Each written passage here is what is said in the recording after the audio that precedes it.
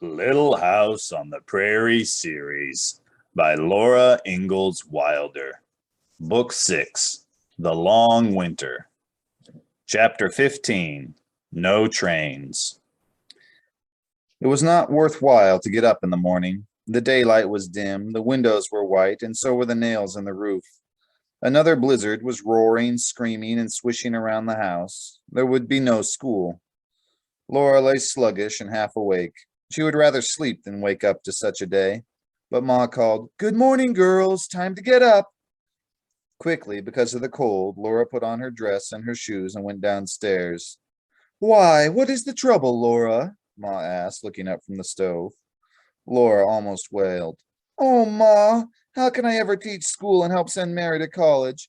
How can I ever amount to anything when I can get only one day of school at a time?" "Now, Laura," Ma said kindly, "you must not be so easily discouraged. A few blizzards, more or less, can make no great difference. We will hurry and get the work done, then you can study. There's enough figuring in your arithmetic to keep you busy for a good many days, and you can do as much of that as you want to. Nothing keeps you from learning." Laura asked, "Why's the table here in the kitchen?" The table left hardly room to move about. "Pa didn't build the fire in the heater this morning," Ma answered. They heard Pa stamping in the lean-to, and Laura opened the door for him. He looked sober. The little milk in the pail was frozen solid. "This is the worst yet, I do believe," Pa said, while he held his stiff hands over the stove. "I didn't start a fire in the heater, Caroline. Our coal is running low, and this storm will likely block the trains for some time." "I thought as much when I saw you hadn't built the fire," Ma answered. "So I moved the table in here. We'll keep the middle door shut, and the cook stove warms this room nicely." "I'll go over to Fuller's right after breakfast," said Pa. He ate quickly, and while he was putting on his wraps again, Ma went upstairs. She brought down her little red morocco pocketbook, and with the shining, smooth mother-of-pearl sides and the steel clasps in which she kept Mary's college money. Pa slowly put out his hand and took it. Then he cleared his throat and said, "Mary, it may be the town's running short of supplies. If the lumber yard and the stores are putting up prices too high—" He did not go on, and Mary said, "Ma has my college money put away. You could spend that." "If I do have to, Mary, you can depend on me paying it back," Pa promised. After he had gone, Laura brought Mary's rocking chair from the cold front door and set it to warm before the open oven. As soon as Mary sat in it, Grace climbed into her lap. "I'll be warm too," Grace said.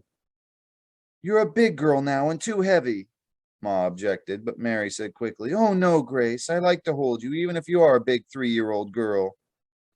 The room was so crowded that Laura could hardly wash the dishes without bumping into some sharp edge. While Ma was making the beds in the upstairs cold, Laura polished the stove and cleaned the lamp chimney. Then she unscrewed the brass chimney holder and filled the lamp carefully with kerosene. The last clear drop poured out from the spout of the kerosene can. "Oh, we didn't tell Pa to get kerosene," Laura exclaimed before she thought. "Don't we have kerosene?" Carrie gasped, turning around quickly from the cupboard where she was putting away the dishes. Her eyes were frightened. "My goodness, yes, I filled the lamp brim full," Laura answered. "Now I'll sweep the floor and you dust." All the work was done when Ma came downstairs. "The wind is fairly rocking the house up there," she told them, shivering by the stove. "How nicely you've done everything, Laura and Carrie," she smiled. Pa had not come back, but surely he could not be lost in town. Laura brought her books and slate to the table, close to Mary in her rocking chair. The light was poor, but Ma did not light a lamp. Laura read the arithmetic problems one by one to Mary and did them on the slate, while Mary solved them in her head. They worked each problem backward to make sure that they had the correct answer. Slowly, they worked lesson after lesson, and as Ma had said, there were many more to come. At last, they heard Pa coming through the front room. His overcoat and cap were frozen white with snow, and he carried a snowy package. He thawed by the stove, and when he could speak, he said, "I didn't use your college money, Mary. There's no coal at the lumber yard," he went on. "People burn so much in this cold weather, and Eli didn't have much on hand. He's selling lumber to burn now, but we can't afford to burn lumber at $50 a thousand." "People are foolish to pay it," Ma said gently. Trains are bound to get through before long. There is no more kerosene in town, Pa said, and no meat. The stores are sold out of pretty much nearly everything. I got 2 pounds of tea, Caroline, before they ran out of that, so we'll have our bit of tea till the trains come through. There's nothing like a good cup of tea in cold weather, said Ma, and the lamp is full. That's enough kerosene to last quite a while if we go to bed early to save coal. I'm so glad you thought to get the tea. We would miss it. Slowly, Pa grew warm, and without saying anything more, he sat down by the window to read the Chicago Inner Ocean that had come in the last mail. By the way, he said, looking up, school is closed until coal comes. We can study by ourselves, Laura said stoutly. She and Mary murmured to each other over the arithmetic problems. Carrie studied the speller while Ma worked at her mending, and Pa silently read the paper. The blizzard grew worse. It was by far the most violent blizzard that they had ever had. The room grew colder. There was no heat from the front room to help the cook stove. The cold had crept in the front room and was sneaking in under the door. Beneath the lean-to door it was crawling in too. Ma brought the braided rugs from the front room and laid them, folded, tightly against the bottoms of the doors. At noon, Pa went to the stable. The stock did not need feeding at noon, but he went to see that the horses and the cow and the big calf were still safely sheltered. He went out again in mid-afternoon. Animals need a lot of feed to keep them warm in such cold, he explained to Ma. The blizzard is worse than it was, and I had a hard tussle this morning to get hay into the stable in these winds. I couldn't do it if the haystack wasn't right at the door. Another good thing, the snowdrifts are gone. They've been scoured away down to the bare ground. The storm howled even louder when he went out into it, and a blast of cold came through the lean-to, though Ma had pushed the folded rug against the inner door as soon as Pa shut it. Mary was braiding a new rug. She had cut worn-out woolen clothes in strips, and Ma had put each color in a separate box. Mary kept the boxes in order and remembered where each color was. She was braiding the rag strips together in long braids that coiled down into a pile beside her chair. When she came to the end of a strip, she chose the color she wanted and sewed it on. Now and then she felt of the growing pile. I do believe I have nearly enough done, she said. I'll be ready for you to sew the rug tomorrow, Laura. I want to finish this lace first, Laura objected, and these storms keep making it so dark I can hardly see to count the stitches. The dark doesn't bother me, Mary answered cheerfully. I can see with my fingers. Laura was ashamed of being impatient. I'll sew your rug whenever you're ready, she said willingly. Pa was gone a long time. Ma set the supper back to keep warm. She did not light the lamp, and they all sat thinking that the clothesline would guide Pa through the blinding blizzard. Come, come, girls, Ma said, rousing herself. Mary, you start a song. We'll sing away the time until Pa comes. So they sang together in the dark until Pa came. There was lamplight at supper, but Ma told Laura to leave the dishes unwashed. They must all go to bed quickly to save the kerosene and the coal. Only Pa and Ma got up next morning at chore time. You girls stay in bed and keep warm as long as you like, Ma said, and Laura did not get up until 9 o'clock. The cold was pressing on the house and seeping in, rising higher and higher, and the ceaseless noise and the dusk seemed to hold time still. Laura and Mary and Carrie studied their lessons. Laura sewed the rag braid into a round rug and laid it heavy over Mary's lap so that Mary could see it with her fingers. The rug made this day different from the day before, but Laura felt that it was the same day over again when she sang again in the dark until Pa came and ate the same supper of potatoes and bread with dried applesauce and tea, and left the dishes unwashed and went to bed at once to save kerosene and coal. Another day was the same. The blizzard winds did not stop roaring and shrieking. The swishing snow did not stop swishing. The noise and the dark and the cold would never end. Suddenly they ended. The blizzard winds stopped. It was late in the third afternoon. Laura blew and scraped at the frost on the window pane till through the peephole she could see snow scudding down Main Street low on the ground before a straight wind. A reddish light shone on the blowing snow from the setting sun. The sky was clear and cold. Then the rosy light faded, the snow was blowing gray-white, and the steady wind blew harder. Pa came in from doing the chores. Tomorrow I must haul some hay, he said. But now I'm going across to Fuller's to find out if anybody but us is alive in this blamed town. Here for 3 whole days, we haven't been able to see a light, nor smoke, nor any sign of a living soul. What's the good of a town if a fellow can't get any good of it? Supper's almost ready, Charles, Ma said. I'll be back in a jiffy, Pa told her. He came back in a few minutes asking, Supper ready? Ma was dishing it up and Laura setting the chairs to the table. Everything's all right in town, Pa said, and word came from the depot that they'll start work tomorrow morning on that big cut this side of Tracy. How long will it take to get a train through? Ma asked. Can't tell, Pa replied. That one clear day we had, they cleaned it out, ready to come through next day. But they shoveled the snow up both sides of the cut, and now it's packed full, clear to the top of the banks. Something like 30 feet deep of snow, frozen solid, they've got to dig out now.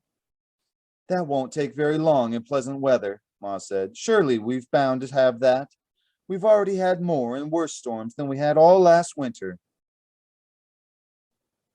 Little House on the Prairie series by Laura Ingalls Wilder. Book 6, The Long Winter. Chapter 16, Fair Weather. Morning was bright and clear, but there was no school.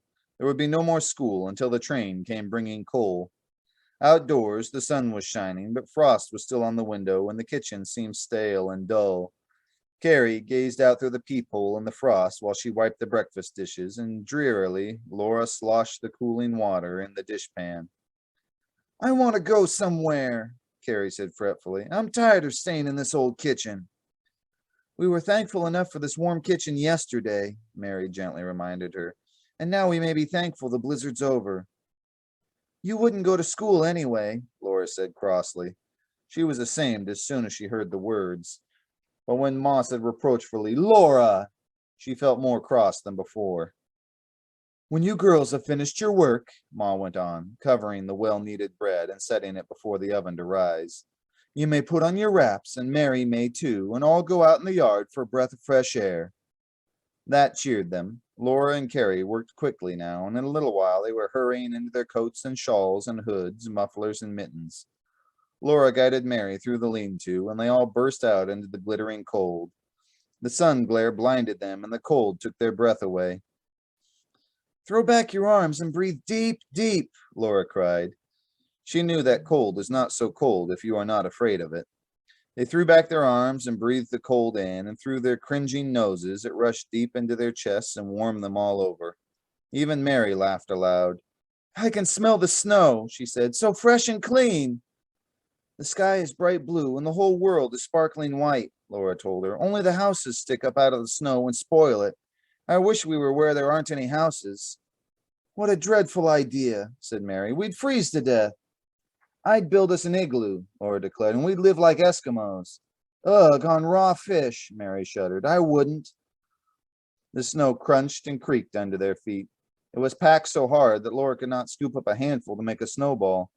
She was telling Carrie how soft the snow used to be in the big woods of Wisconsin when Mary said, Who's that coming? It sounds like our horses.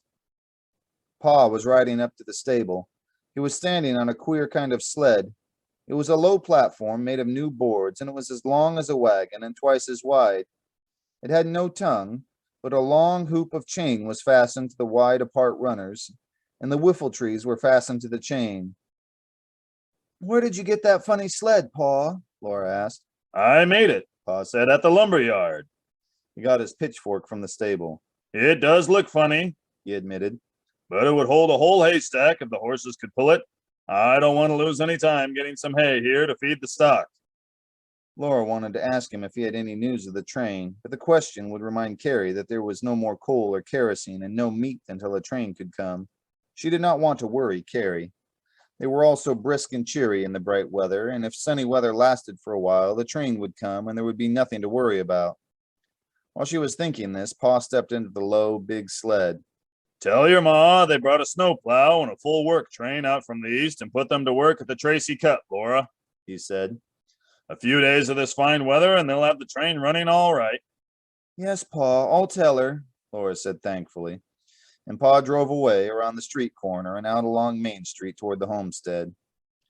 Carrie sighed a long sigh and cried, "Let's tell her right away." From the way she said it, Laura knew that Carrie had been wanting to ask Pa about the train too. "My, what rosy cheeks," Ma said when they went into the dusky, warm kitchen. The cold, fresh air shook out of their wraps while they took them off. The heat above the stove made their cold fingers tingle pleasantly, and Ma was glad to hear about the work train and the snowplow. "This good weather will likely last for some time now. We've had so many storms," Ma said. The frost was melting on the window and freezing into thin sheets of ice over the cold glass. With little trouble, Laura pried it off and wiped the panes dry. She settled herself in the bright daylight and knitted her lace, looking out now and then at the sunshine on the snow. There was not a cloud in the sky and no reason to worry that Pa thought about Pa, though he did not come back as soon as should be expected. At 10 o'clock he had not come. At 11 there was still no sign of him. It was only 2 miles to the homestead and back, and half an hour should load the sled with hay. "I wonder what's keeping Pa," Mary said finally. "Likely he's found something to do with the claim," Ma said. She came to the window then and looked at the northwestern sky. There was no cloud in it. "There's no cause to worry," Ma went on. "It may be the storms have done some damage to the shanty, but that's soon mended." At noon, the Saturday baking of bread was out of the oven, 3 crusty, golden hot loaves, and the boiled potatoes were steaming dry, and the tea was brewed, and still Pa had not returned. They were all sure that something had happened to him, though no one said so, and no one could think what it might be. The steady old horses would surely not run away, though Laura thought of claim jumpers. Pa had no gun if claim jumpers were in the deserted shanty, but claim jumpers could not have come through the blizzards. There were no bears or panthers or wolves or Indians. There was no river to ford. What could happen to hinder or hurt a man driving gentle horses in good weather only a mile in a sled over the snow to the homestead and the same way back again with a load of hay? Then Pa came driving around the corner of 2nd Street, and by the window Laura saw him going by, snowy on the mound of snowy hay that hid the sled and seemed to be dragging on the snow. He stopped by the stable, unhitched the horses, and put them in their stalls, and then came stamping into the lean-to.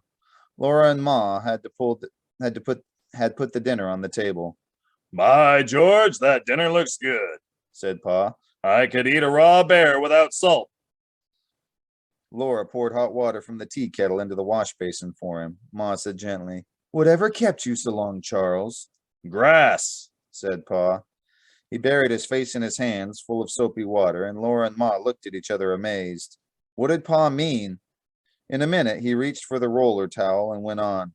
"That confounded grass under the snow. You can't follow the road," Pa went on, wiping his hands. "There's nothing to go by, no fences or trees. As soon as you get out of town, there's nothing but snowdrifts in all directions. Even the lake's covered up. The drifts are packed hard by the wind and frozen, so the sled slides right along over them, and you'd think you could make a beeline to wherever you wanted to go. Well, first thing I knew, the team went down to their chins in that hard snow. I'd hit the slough, and the snow looks as hard there as anywhere, but underneath it, there's grass. The slough grass holds up that crust of snow or nothing but grass stems and air. As soon as the horses get into it, down they go. I've spent this whole morning wrestling with that dumb horse, Sam." "Charles," Ma said. "Caroline," Pa answered, "it's enough to make a saint swear.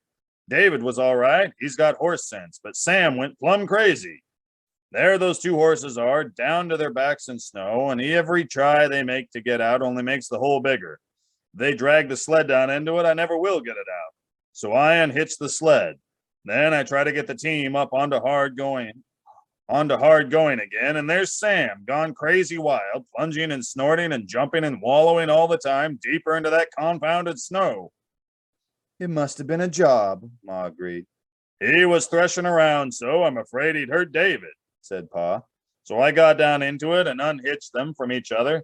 I held on to Sam and I trampled the snow down as well as I could, trying to make a hard enough path for him to walk on, up onto the top of the drifts. But he'd rear and plunge and break it down till I tell you I'd wear out any man's patience." "Whatever did you do, Charles?" Ma asked. "Oh, I got him out finally," said Pa. "David followed me, gentle as a lamb, stepping carefully and coming right on up. So I hitched him onto the sled and he dragged it around the hole.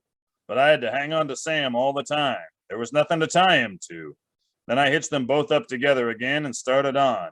We went about 100 feet and down they went again. Mercy, Ma exclaimed. So that's the way it was, said Pa. The whole morning. Took me the whole half a day to get a couple of miles and get back with one load of hay, and I'm tireder than if I'd done a hard day's work. I'm going to drive David single this afternoon. He can't haul so big a load, but it'd be easier on both of us. He ate dinner in a hurry and hurried in to hitch David to the sled alone. Now they knew what Pa was doing, and they were not worried, but they were sorry for David falling through the deceitful snowdrifts, and for Pa unhitching and helping the horses out and hitching him to the sled again. Still, the whole afternoon was sunny, without a cloud in the sky, and before dark, Pa had hauled 2 small loads of hay. David follows me like a dog, Pa told them all at supper. When he breaks through the snow, he stands still until I trample a solid path out. Then he follows me up out of the hole as carefully as if he understood all about it, and I bet he does. Tomorrow, I'm going to hitch him onto the sled by a long rope so I don't have to unhitch him when he falls in.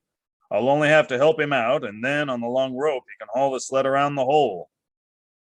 After supper, Pa went to Fuller's Hardware to buy the rope. He came back soon with news. The work train with the snowplow got halfway through the Tracy Cut that day. It takes longer this time to get through, he said, because every time they cleared the track, they threw the snow up on both sides, making that cut that much deeper. But Woodworth at the depot says they'll likely get a train through by day after tomorrow. That's good news, said Ma. I'll be thankful to have some meat again. That's not all, Pa went on. We're going to get the mail, train or no train. They're sending it through by team, and Gilbert, the mail carrier, is leaving here for Preston in the morning. He's making a sled now, so if you want to send a letter, you can. There is that letter I've been writing to the folks in Wisconsin, said Ma. I wasn't intending to finish it so soon, but perhaps I may as well. So she brought the letter to the tablecloth under the lamp, and after she had thawed the ink bottle, they all sat around the table thinking of last things to say, while Ma wrote them down with her little red pen that had a mother-of-pearl handle shaped like a feather. When her neat, clear writing filled the paper, she turned it and filled it again crosswise. On the other side of the paper, she did the same, so that every inch of the paper held all the words that it possibly could. Carrie had been only a baby in Wisconsin. She did not remember the aunts and uncles and the cousins, Alice and Ella and Peter, and Grace had never seen them. But Laura and Mary remembered them perfectly. Tell them I still have my doll Charlotte, said Laura, and I wish we had one of Black Susan's great-great-grand kittens. Descendants takes less space, said Ma. I'm afraid this letter will be overweight. Tell them there isn't a cat in this whole country, said Pa. I wish to goodness there was, said Ma. We need one for the mice. Tell them we wish we could come spend Christmas with us this year like they did in the big woods, said Mary. As they did, Mary, said Ma. My goodness, Laura exclaimed. When is Christmas? I'd forgotten all about it. It's almost here. Grace bounced on Mary's lap and cried, When is Christmas coming? When is Santa Claus? Mary and Carrie had told her all about Santa Claus. Now Mary did not know what to say to her, and neither did Laura, but Carrie spoke up. Maybe Santa Claus can't get here this winter, Grace, on account of the storms and the snow, Carrie said. You see, even the train can't. Santa Claus comes on a sled, Gracie said anxiously, looking at them with wide blue eyes. He can come, can't he, Pa? Can't he, Ma? Of course he can, Grace, said Ma. Then Laura said stoutly, Santa Claus can come anywhere.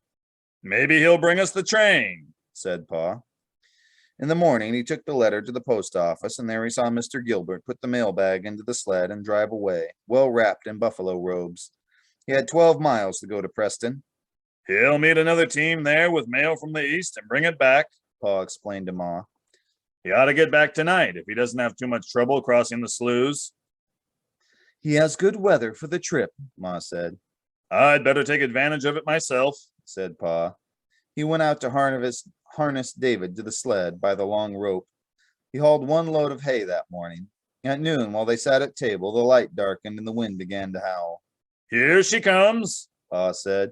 I hope Gilbert has made it safe to Preston.